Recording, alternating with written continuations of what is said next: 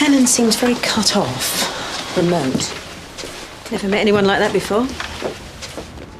About Mrs. McQueen, sexual jealousy. No, she's got an alibi. Giving a talk on post-feminism to an audience of 70 women. Gov, a witness has come forward. A woman who runs a newsagent's on Axminster Street.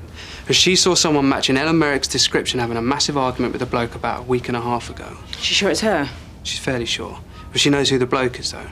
Tony Melling. Now, I phoned the local Nick. According to them, he heads up some two-bit neo-Nazi organisation run from the Tannadice estate. He served time for GBH in 2001 and got done for football hooliganism about 6 months ago. Which fits with tramlining. He's a violent thug.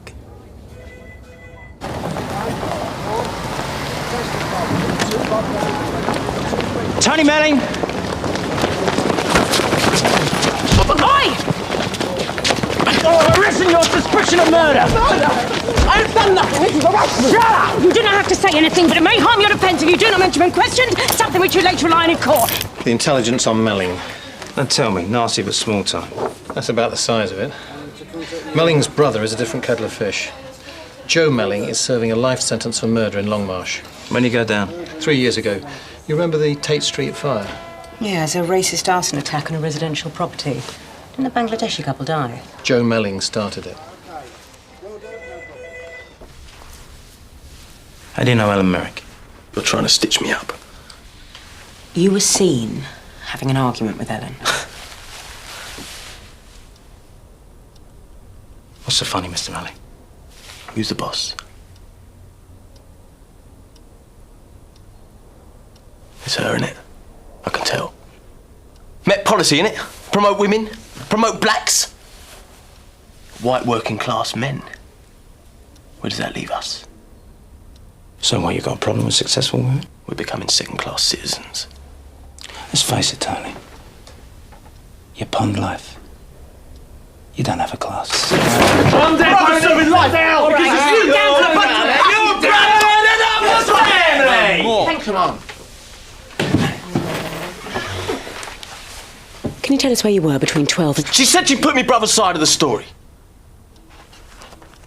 She called me up about 3 weeks ago. Said she'd been reading over the arson trial. What did you do? I hung up. Why? Have you got any idea what the press said about my brother? About my whole family after the trial? They slated us. But you did meet up with Ellen. She said she just wanted to hear my side of the story. My story.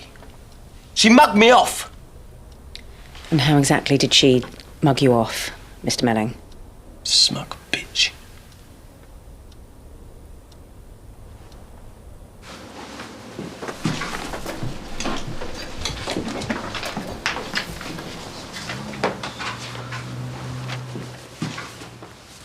Patrick, read this. What is it? It's an email from Ellen Merrick. Dear Dave.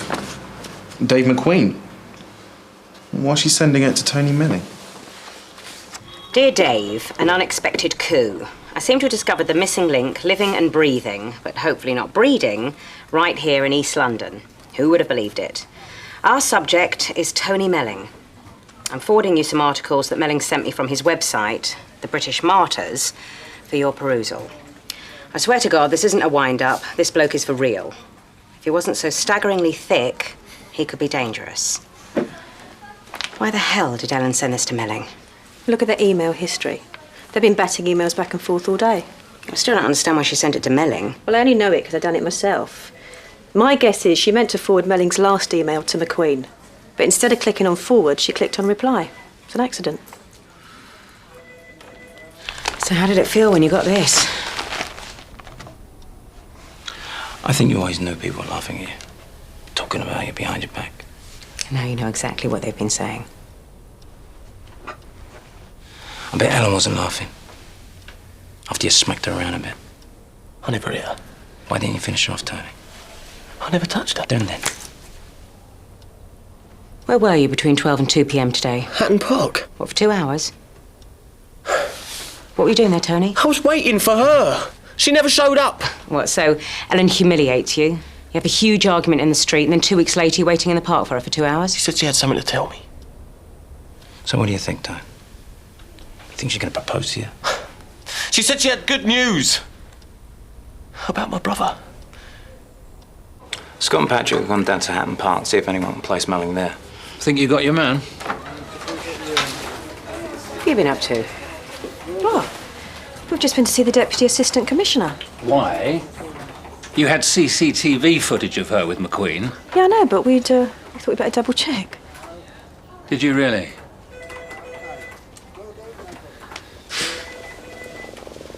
God's sake.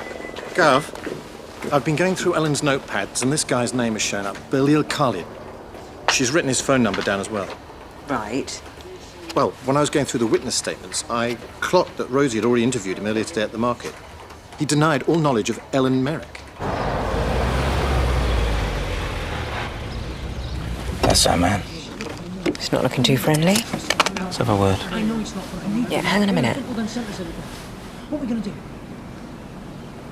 Don't want our friends to know we're here. Get the registration number details off Barry. We'll pay him a visit later. You told DC McManus that you didn't know anyone called Ellen Merrick. Yet, we saw your name in her papers. We know that she interviewed you. Oh, the journalist. She never told me her name. DC McManus described Ellen Merrick to you in some detail. I'm a market trader. I meet hundreds of people every day. You're gonna have to do better than that. Thank you for your time, Mr. Khalid.